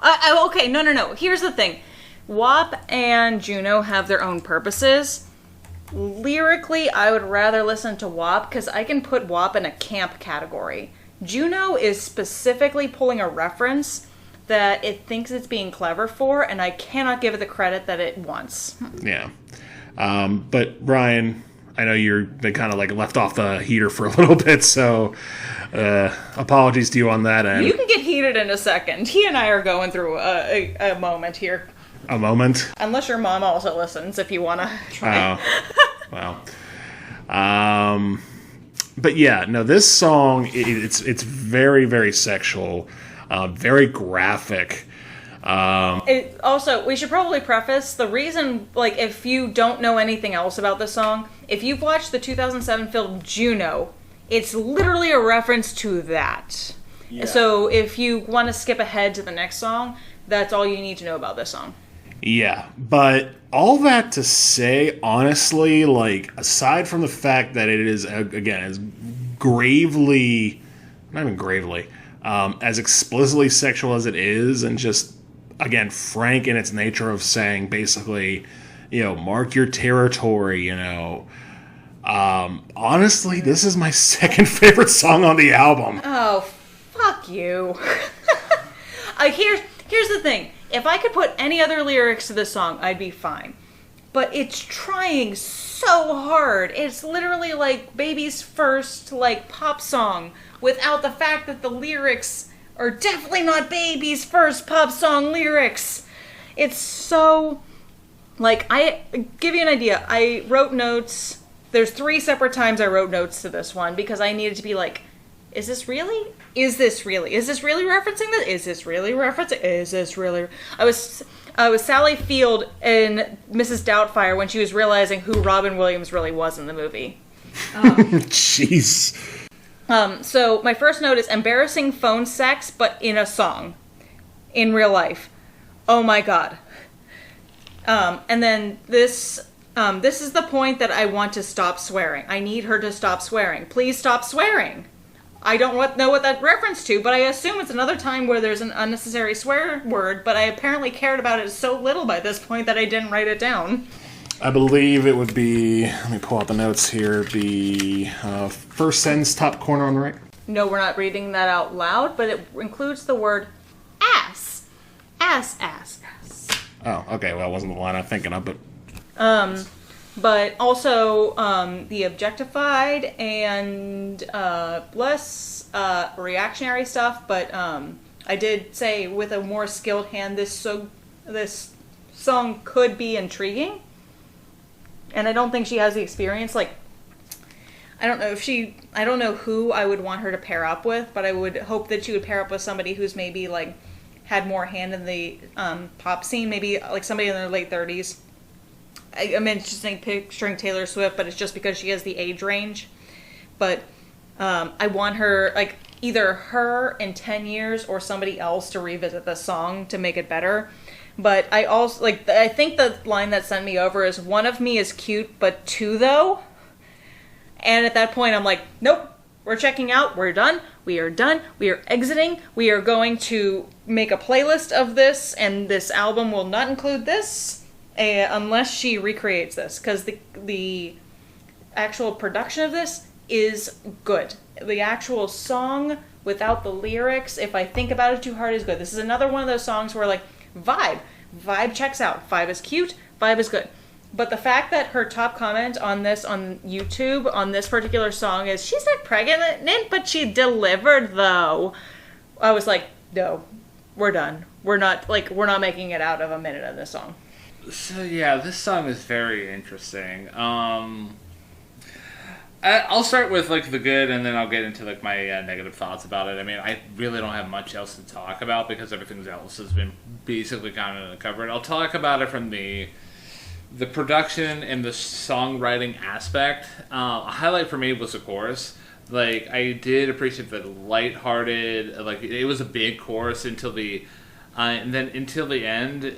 That's when the lighthearted feelings, like, you know, switch up, and then like, and at the way that the chorus ends with that little funky beat at the end, that switch up is pretty nice.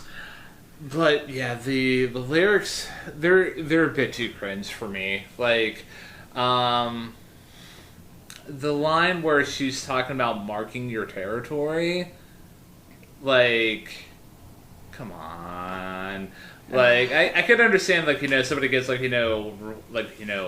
whipped up into emotions, but I never want someone to be like, hey, mark your territory to me. Well, she does say she objectifies him, and apparently that's, like, a point. I feel like it's lampshading in between, where it's like, I'm objectifying you, but, like, somehow you're consenting to this. Well, that area of the song is pretty cringe for me as well. It'd be like, sorry if you feel objectified, but can't help myself, home runs are high. Like, come on. Like, that's what... I'm not getting into it here, but that's the whole, like discussion of, like, if this is a man doing this, it's literally blurred lines. Yeah. It's probably worse than blurred lines. It's literally worse than blurred lines, because in blurred lines you're at least using a condom. But then, like, also, I'm just going to remind everybody, what track came before Juno in terms of sequencing? Slim Pickins. Oh, so we go from bitching and moaning to be like, oh, yeah, hey, you're objectified. Oh, yeah, hey, yeah, you know, make my, like, you know, put a baby in me. Like, it's kind of madness here. Well, like, we also went from taste to please, please, please, so... Yeah, but... We're teasing a girl to being like, I need you to work, boy. Boy, I need you to be a better person. Yeah, so, like, she definitely could have used, like, a little bit more of a finer hand in terms of sequencing. But yeah, But here's the thing: are we doing it based on the actual song, like if you're not hearing the lyrics, or are we hearing the lyrics? Because I think sometimes if you're doing as a story, that's one thing. But I think sometimes like a pop album, you're more doing it on vibe. If you're doing it on vibe, the transition was good because Slim Pickings was an acoustic country song, and then you're going to more of an acoustic like poppy girl with guitar, like in a field sort of song. So like musically, production wise, it's a little bit closer. But if you're going from a lyrical standpoint, oh my god, you shit the bed. Yeah, and like I'm always like driven on the lyrical front, to be honest with you. And then even at that, I'll just say this, and then we can move on to Lie the Girls. Like. One thing that I remember, it might have been you or even Matt here who said... The pointing went from Jamie to Matt. Anyways. Like, one thing that somebody made a comment about was, like, oh, I like how you can hear, like, everything that this person's saying. And it might have been, like, when Please, Please, Please came out. So if we are making a pop album where you can hear everything... I'm sorry, I'm gonna pay attention, and as like somebody who can listen to pop music and actually be a fan of it, I call bullshit on the sequencing here. So I understand where you're coming from with that. I think the sequencing isn't necessarily the greatest because it does bounce back and forth between the themes and the sort of vibes that are being presented here. Although I will say the one positive I will take from that is the fact that the poppy sounds are, the brighter songs come with the dumber lyrics and the more serious songs come with a more subdued instrumentation. I think that's smart in a sense when you're trying to make a popular album. But that said, again, I just think the production on this is almost perfect in a sense. I agree that the lyrics are a little on the, teetering on the edge of cringe, but I will say I thought the words on the chorus were very good. I like the way the phrasing, the rhymes sort of go in and out, sort of like a weird, A-B, A-B, it doesn't, it sort of calls back onto itself. The only real complaint I have about this song is that for a song as markedly sexual as it is, I wish the guitar solo was a little better. It's not bad, but it doesn't quite pop off. I don't need it to be shredding Eddie Van Halen type of thing, but a little bit more brightness to it, or a bit of maybe a nice sax solo would have been nice there. It's something where it's not brass. I don't even know if bright is the right term, but I know what you're talking. The timbre needs to be different. Yeah. Because it's riding that line between for sexual songs, you need it to either be a foreplay song or a during song. And the lyrics are saying, I need this during, but the actual song is a foreplay song. So it's almost a dichotomy of itself. True, but I liked it, so. Good for you. Apparently not us. Alright, so Jimmy, you want to lead off Lie the Girls? So this is actually the opposite feeling I had for a lot of other songs, where I actually felt very good about the song when I first heard it. And then the more I heard it, I felt less strong about it. I originally thought I felt the realest, but then the more I heard it, I wish that... This is actually one I literally wrote, I wish Miranda Lambert or Kelsey Ballerini sang this song.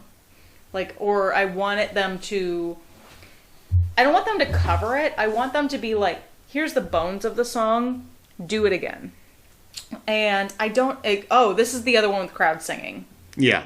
And again, I get why people do crowd singing. I will... I think I mentioned on the Pink Tape episode, the Straight Night Manifesto is one of my favorite bands of all time. It is my favorite band of all time. And you can tell that it is an arena sound. And they don't need to have other people screaming. They just have people in the band singing at the same time. They have production and instrumentation that allows for that. And if you are creating an album that has songs that you hope people sing for, you either need to make a separate tape, the way that K-pop does, where they literally tell you when to say certain things, or I need you to be better at what you're doing so that you can create moments with your group. So if you wanted Lie to Girls to be something you could sing at concerts, you either needed to make a better song or you needed to make a separate tape that told your audience when to scream. And like, I don't think I felt that strongly about the first time I heard crowd singing in Taste, but for Lie to Girls, because of how chill it was comparatively, this felt wholly unnecessary to have screaming for. If you're going to do any kind of screaming in a song, I need you to do something like, I know you guys aren't as familiar with Rina Sawayama, but her most recent album, she had a lot of songs where it, like, pop-wise, a lot of people had some, like, mixed feelings about, but songs like Hold the Girl, where there's, like, a swell of emotion, she didn't have screaming, she just had layered choral voices, like, not even the chords, but you can tell within the production value that there's multiple voices layered within each other. And that's a sort of thing when, like, if you want more crowd interaction, great, they can do whatever they want to, but that lets you know that you want it to be a moment. If you want it to be a moment, you don't need people screaming randomly. You don't need your fans to be screaming. But it's another one where I like the chorus, not so much the rest of it. It could have been done better. Another one where, like, either somebody else or, like, her 10 years down the line could do it better. I'm ready. I have the comment, I don't remember why, ready to forgive the rushed rhythm if the lyrics had more depth. Apparently this is another one I probably added more as I listened to more, so within subsequent listenings, like, this actually might be an interesting, like, if you've never listened to this album, there's a couple of these where I'm sure all three of us, the more we listen to this, we had different feelings within subsequent listens, which probably like notes to a better album than just, like, an album that you can listen all the way through and keep repeating. I feel like something that makes you feel different things different times, it marks something different about an album than just, like, oh, I feel the same every time, versus, like, a good album or a bad album. Yeah. It's kind of hard to follow that up. I mean, so yeah, my thoughts about the song, it kind of makes up for the last couple of tracks lyric-wise, because it kind of gives way to the depth of, like, oh, hey, this is how girls' minds, like, they work. But I'm going to be honest with you, the production by Jack Antonoff, shout out my dude, is so bland on this track here. It drags the song down way too much. I mean, I do like how the song starts out with this set of lyrics. Don't swear on your mom. That it's the first drink you've had in, like, a month. Like, it sets the scene pretty well. It kind of reminds me of, like, you know, any of the Boy Genius girls, like, you know, how they deliver, like, their lyrics.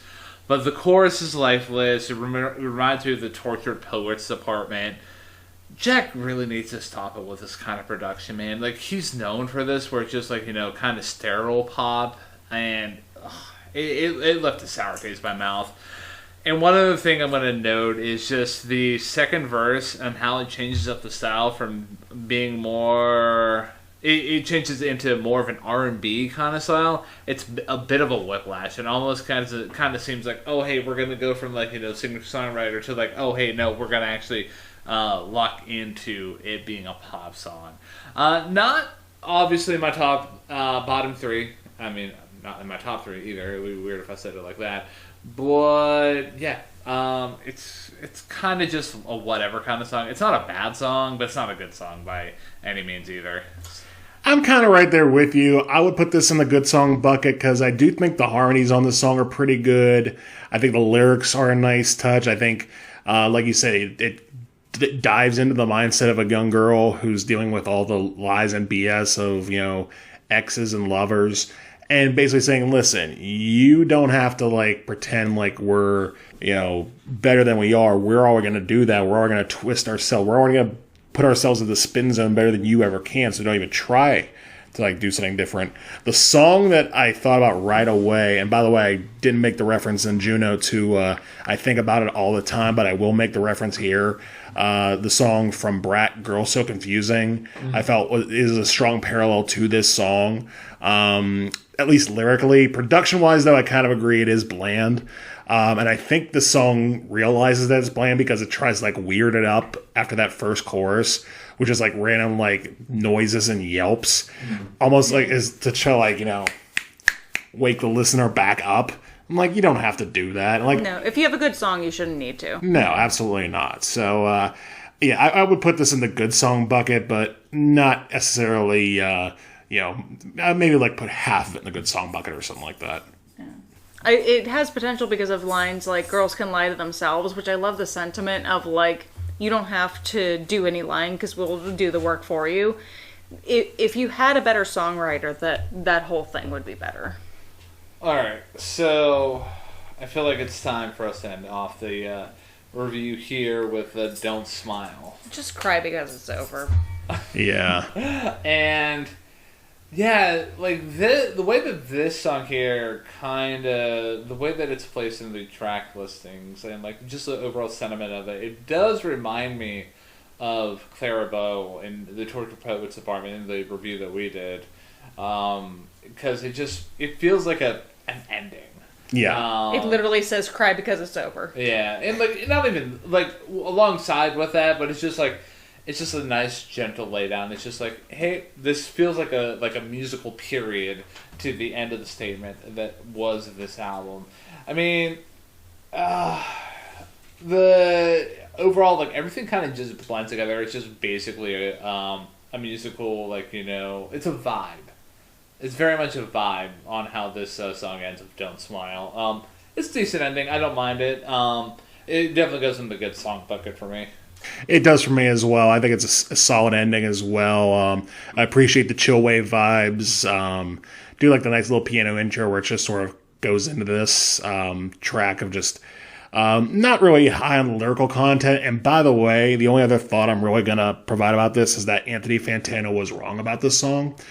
Because you enlighten me because I didn't actually listen to the. So he thought that the ending of this album was sort of a double entendre of, you know, her saying don't smile because it happened, cry because it's over, not just to her lover but to the listener itself. I think it's more of the irony because I don't think I would love to see what she can do with like more of a hone of irony in a couple years. But, like, you can tell she's trying at irony. But it's not super obvious. She needs to mirror the lyrics with her own, like, actual music production. Yeah, but at the same time, let's, like you said many times throughout this review, Jamie, she's 25. And I think, especially when you're trying to reach a mass audience in that same demographic, you know, a lot of people in that audience probably aren't going to be as clever or ironic as that either. So it's actually a direct target, honestly, I think. I think also, like, I'm going to, like, I think I stated this towards the beginning. As some listeners might already know, like, this group right here is millennials, like, peak millennial, like, early 90s, like, late 80s. We had the orange VHS tapes. Yeah, I think we all still own VHS tapes in some capacity here, and cassette tapes. But irony was built into the millennial sort of factor. I think, like, for millennials, we were built on more irony. Like, you'll notice some more humor if you look at anyone who was, like, bred as a millennial. We, like, are built on irony. If you find any other generation trying to imitate the humor of other people, like, think of any millennial that would imitate Seinfeld. You're not going to get that because we didn't grow up with the basis of that humor. That's why The Daily Show doesn't work anymore, because the people who grew up making The Daily Show possible were boomers and Gen Xers who had some sort of nihilism built into them because of what they grew up with. Which is the same thing with Sabrina Carpenter. The irony that she's trying to imitate in these songs, she's never going to achieve the same way as if somebody who is 5 years older than her, like somebody who's even younger than us, would achieve because they were built and bred on the type of humor and just something that's ingrained in how they speak and how they interact with the world. She has this like interaction with the world that we don't, and she's trying to imitate it in a way that like she'll never be able to achieve in an intuitive way that At least not right now. right now she can't, and that's okay. She may never, and that's okay. I would like to see, even if she never achieves the level of irony that she's trying to achieve in some of these songs, I don't care. I would love to see her pivot the same way that Taylor Swift took her masters and was like, this naive little girl, that's fine. I would love to take the naivety and tell that from a perspective of like, I don't even care if I change the lyrics. I'm going to just change on how I play this song and how I sing this song. Right. I'm not going to change the lyrics or anything like that. It's the type of thing where like, and I don't even think I'm going to wait till we do the ending part. I would love to see how she takes parts like that where she's trying to imitate people. Like this whole album, she's trying to imitate other things. And I like all musicians nowadays are trying to imitate something. It's just so apparent. I've literally referenced Kelsey Ballerini, Miranda Lambert, JoJo, and Hilary Duff. All these other pop girlies, even Camila Cabello. Like, I'm not really referencing her, but the fact that they keep going back and forth, those two are taking from each other, which are taking from other pop rivalries we talked about off camera, off recording. Brittany and Christina, the fact that Olivia Rodrigo, which earlier in Sabrina's career she was compared to, it's like a Brittany and Christina thing between them. I hope they don't have to do what Brittany and Christina eventually did at the VMAs. Like, we don't need a Madonna incident again. It would be Taylor Swift doing that, if, by the way, if that was the case. God, I actually, no, now, if that's the case, we definitely need that. But Oh, hi. All that to say, your thoughts on Don't Smile? Cute. It's fine. It's good to end it with. I have literally written down, it reminds me if JoJo and Ashanti did a song together. Fair enough. So, Ryan, Jamie, guess what? We did it. We did it. We took an album that was short and sweet and somehow Made it impossibly long. Yes, so this might be our first ever 2-hour episode. Well, we did a lot where we need to edit out of it. I would have. I think we've hit like 2 hours before. The We actually K-pop haven't hit 2 hours yet, but I think it was one. K-pop was close. K-pop was very close. Every time I come on. And I think this one's going to come close to that. So who would like to go first with their overall ratings? I'll go first. Okay. So this is not a bad pop album. There are moments where, like, I talked about where Sabrina's personality does shine through, and I really do like it. Like, you get fantastic lyrics, great songs, great performances, and then there's other moments where the production, shout out to my boy Jack Antonoff, and like the songs just become too cringe for my liking. Overall, though, like, I'm gonna give this a 6 out of 10. It's just not there was the cringe moments brought it down, and there wasn't like enough high moments to like raise that rating for me. So I'm feeling a solid 6 out of 10 here. As I mentioned on the K-pop Pink Tape video, I don't do number ratings. I'm way too subjective about it. It has nothing to do with the content. I just don't. I don't even do it on Letterboxd. But as much as I complained about this, if I'm going on vibes alone for a pop video, like pop album, it's pretty good. I would love to hear this in the background of like a half-price books. If I'm really looking for something, this would be the perfect album to listen to while I'm going through it. But if I'm really like analyzing it, putting it on my car on repeat, I would definitely delete a lot of these songs. So as far as albums to listen to, these guys haven't listened to Sabrina Carpenter's other stuff. I would definitely, if you're interested, go back to Emails I Can't Send and then kind of go back from there. She is very interesting. I've listened to a couple of other things in retrospect. Keep going back from Short and Sweet and keep going from there. on an individual basis. You don't have to do the whole album. But if you take it piece by piece, you understand and you can actually hear how much she's grown. But Emails I Can't Send is a very good place to start for that. But if you're going for the vibes and having some lyrical basis, but not having to focus on the lyrical basis, I already mentioned Courtney J on one of the songs. She has an album called Trapping Light. If you want to go with just some soft chill, but like occasionally upbeat girly pop vibes, but mid-2000s-y, Courtney J is a really great place to start. But if you want to avoid the girly pop sort of sense, there's a band called Carbon Leaf. Their album Indian Summer is also kind of an upbeat sort of place to go for. That is a great, it literally says summer in the name. So if you want the vibes from Espresso, great. So my thoughts on this album are a little different because this being one of the sort of albums for 2024, I was heavily thinking about two other albums that we've talked about on this show, particularly Tortured, Poets Department, and Brat. And I definitely appreciated this album a lot more than Tortured, Poets Department. And I will say that Brat was a better album as far as what it brought to the table. I think it revolutionized the depth and lyrical depth of which club music could be attained to by bringing it back. But if I'm being completely honest, I enjoyed this album even more than Brat. I really did. Because it's, to me, it's just like Jamie was saying, the vibes are there the whole time. And while I agree that lyrics, particularly on songs like Espresso and Bedchem, get a little cringy, and a couple of songs towards the beginning, like Good Graces or even Lida Girls, get a little on the generic side, ultimately there's really not a lot of bad moments in this album except for on Bedchem.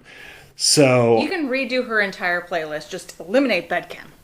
If you took out Bedchem, honestly, like, this is flirting with a 10. But Ryan's about to fall out of the chair. But because I appreciated this, I don't think this is as essential an album as Brat, but I enjoyed it more, so I'm going to even those vibes out and give this a 9 out of 10. Oh, I don't know if I'd be that positive. So I actually have to do the math on that one. Holy crap. I 6, it's 7.5. Okay. 7.5. Because math. Math works, everyone. So, you already alluded to your next album recommendations. Oh, yeah, sorry. I don't do numbers, so it's just the album recommendation. The only thing I can add is if you are a millennial girly, the only thing I might add is if you have any nostalgia for Hilary Duff's Metamorphosis, because she has equally cringy lyrics, but vibes. So you might want to revisit that before going with any of the other recommendations. And before Ryan gets to his point, I just listened to Metamorphosis on Monday. It's so good. This album is so much better. It's... The production is... To be fair, it is, like, Short and Sweet is much better than Metamorphosis. But if you have any nostalgia for Metamorphosis, just go in realizing it's the first album for a Disney girly, and this is Sabrina Carpenter's 6th album. That's fair. Post Disney. So, if you want to revisit it, do it. If, like, it's the only one that the vibes will hit the same way. Like, there's a song called Sweet 16. You're not going to hit the same level of, like, adulthood. But, like, if you want, like, Come Clean, I feel like Come Clean you could revisit. And it'll be fine. Sure. And maybe Hey Now. Look at Hilary Duff's Spotify. That's probably a better way than looking at her album recommendations. Speak about album recommendations. I'm sorry, this is all over the place. It's okay. So, I originally struggled with what I was going to recommend next here because I was trying to be as basic as hell and going into, like, Sabrina's Spotify page and going under related artists and like, okay, what artists here that are related that I've heard? I'm like, oh, there's an Olivia Rodrigo, I've heard of her. And then there was another country sad girl singer-songwriter. I'm like, oh, I've enjoyed her stuff. And then there's another artist that popped up that I decided, like, I've never actually listened to her music head to toe. It's an artist that you mentioned earlier. and that is Chapel Roan.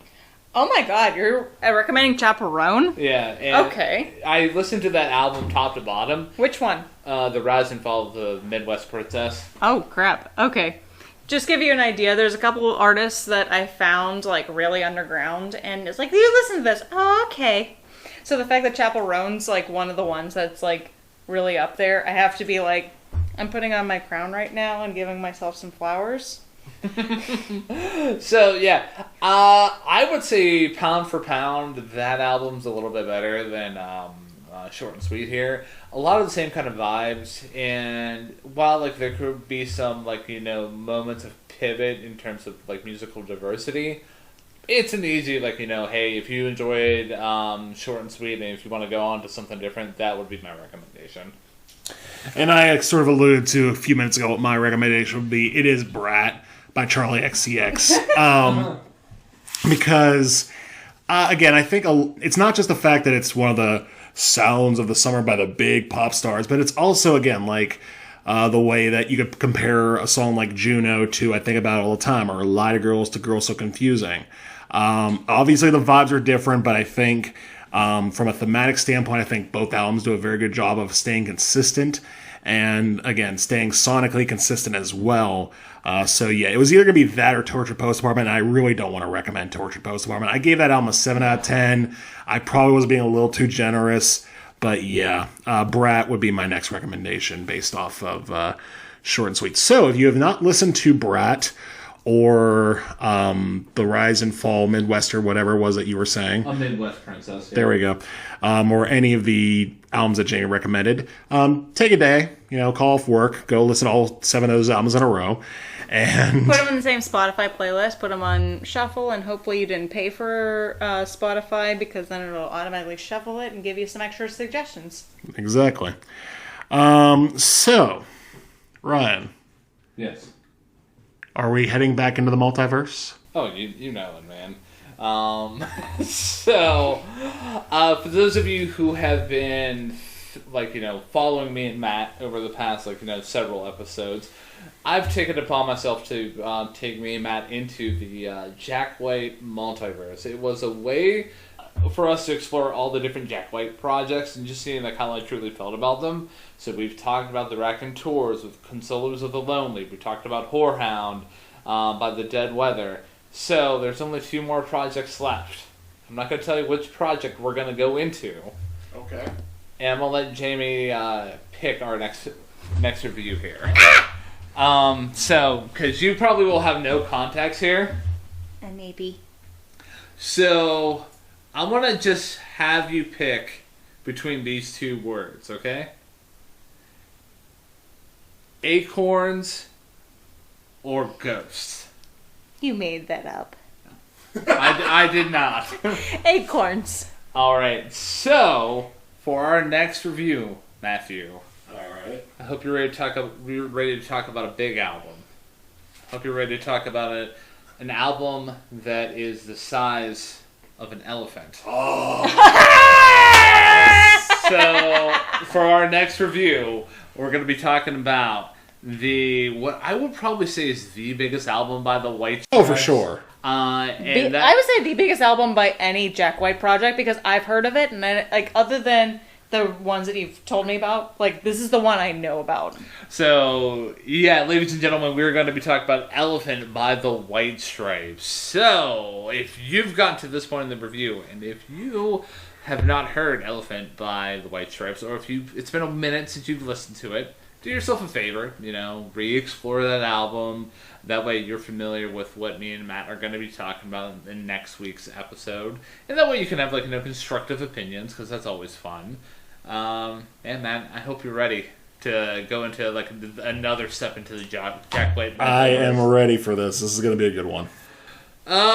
So, yeah, do we have anything else to say about Sabrina Carpenter as a whole in this review before we send it on out? I hope she remakes her songs in about 10 years the same way as Taylor Swift did. I'm excited. Sabrina's version? Sabrina's version of, it doesn't have to be the same album. I just want her to remake a bunch of these songs, including from other earlier albums. That'd be a hell of a reverse card, considering Jack Antonoff produced this. I'm putting it into the universe. I don't even care who produces it. I just need her to redo some of these songs. I'm excited. Or I need Kelsey Ballerini to do them. Please, please, please, please, please, please, please, please. Please, please, Please, please, read to these songs.